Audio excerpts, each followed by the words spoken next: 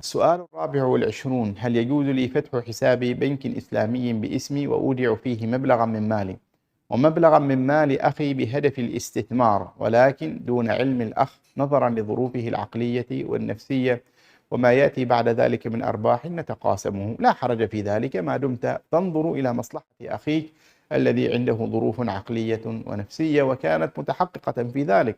لكن أحب لك في مثل هذه الظروف أن تكون هنالك ورقة خارجية أو إشهاد تبين فيه هذه التفاصيل، فإن الأقدار بيد الله، وهذا الحساب باسمك أنت، وما دام باسمك فالأموال ستصير إليك أنت، ولأجل هذا لا بد من أن تبينه للآخرين، وفي حالة البيان لا حرج في ذلك والله أعلم.